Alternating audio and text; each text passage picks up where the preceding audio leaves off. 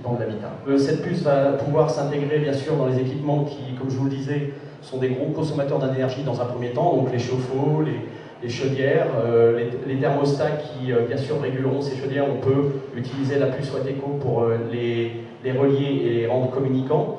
On va s'intéresser aussi bien sûr aux panneaux solaires. Vous savez que les panneaux solaires aujourd'hui ne sont pas communicants et c'est un problème parce que quand ils tombent en panne, on ne sait pas quel panneau solaire est tombé en panne. Donc la puce Wateco permet de ramener cette information.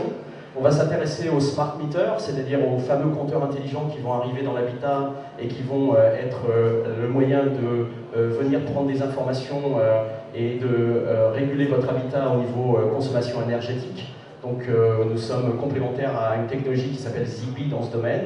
Et puis bien sûr, on va s'intéresser aussi à l'éclairage dans les villes parce que il est vrai que dans les villes, la facture d'électricité d'éclairage public représente presque 30% de la facture électrique et de pouvoir créer des scénarios qui sont d'une meilleure efficacité énergétique dans les villes en incluant la puce Wateco dans les candélabres et dans les ballasts.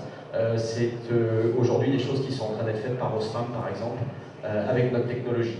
Voilà, aujourd'hui, je crois que ce qui est notable, c'est qu'avec moins de 200 milliwatts, donc environ 5 à 10 prises dans l'habitat qui vont être implantées au niveau des climatisations et au niveau d'un contrôleur qui sera intégré par un équipementier. Nous avons la possibilité de réguler un habitat et de faire des économies substantielles de régulation de chauffage avec une consommation de l'ensemble de notre système de moins de 200 milliwatts.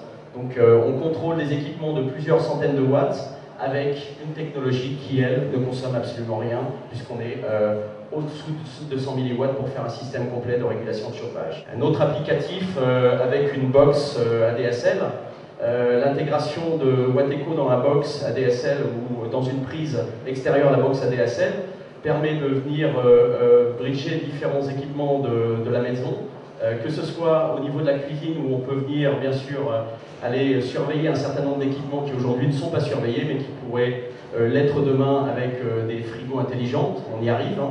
Je crois qu'avec les puces RFID on commence à parler maintenant directement de pouvoir savoir ce qu'il y a dans son frigo et on peut remonter cette information par ADSL. Et bien sûr on peut ramener toutes les informations qui concernent les volets, les températures des thermostats, les températures des radiateurs, tout ça peut être ramené et managé dans la box ADSL et envoyé vers votre portable ou envoyé vers une interface web sur votre PC. Dernier applicatif, c'est un peu le monde aussi du frigo intelligent, je vous le mentionnais tout à l'heure.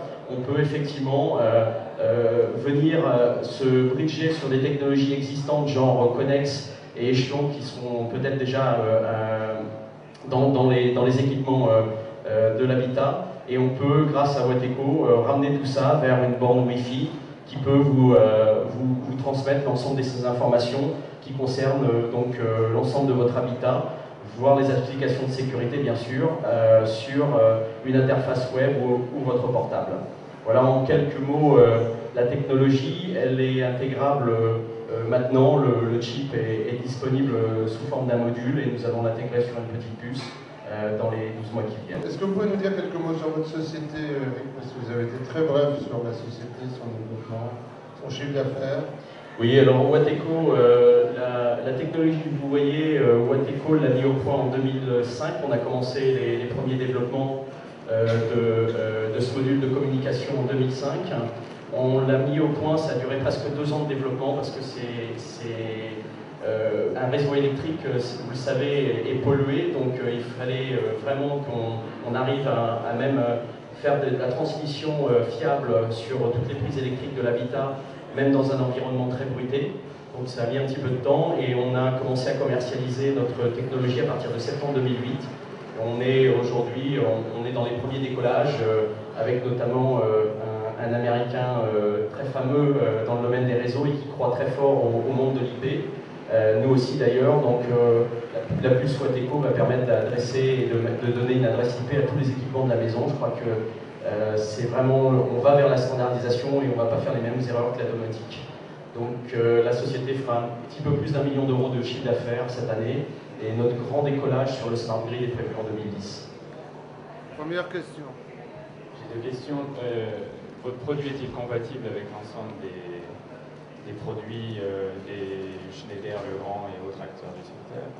Et la deuxième question, c'est, si j'ai bien compris, le signal est transmis, donc c'est une impulsion qui va dériver sur un grand bâtiment. Est-ce qu'il faut des répéteurs ou est-ce que le signal peut être transmis sur des distances importantes? Pour répondre à la première question, oui, on est ce qu'on appelle protocole agnostique, c'est-à-dire qu'on peut venir, on vient faire les couches physiques d'un protocole, donc il peut s'implanter sur des équipements qui ont déjà été développés pour faire de l'efficacité énergétique ou de la domotique dans le bâtiment. Ce qu'on vient réduire, par contre, c'est véritablement le coût de l'interface pour ces systèmes. Et deuxième réponse à votre question, la puce Wateco a une fonction répéteur intégré. C'est-à-dire qu'on peut, par software, tout simplement transformer une des puces en un répéteur, c'est-à-dire qu'il va recevoir pas trop technique, mais je vais essayer de le simplifier.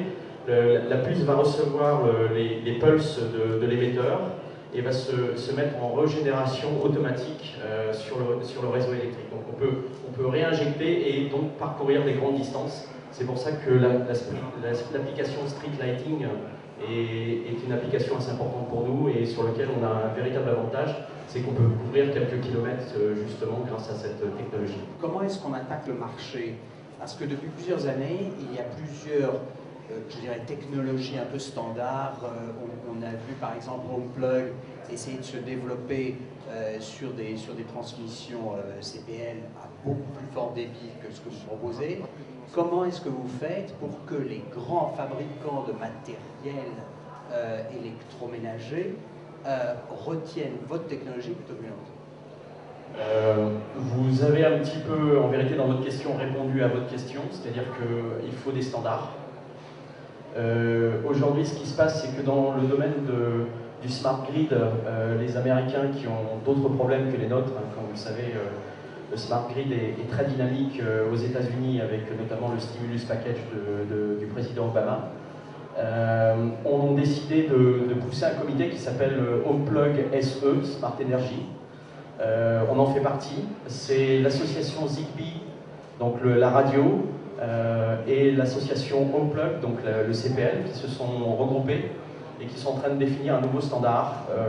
On est en train, bien sûr, on participe activement dedans.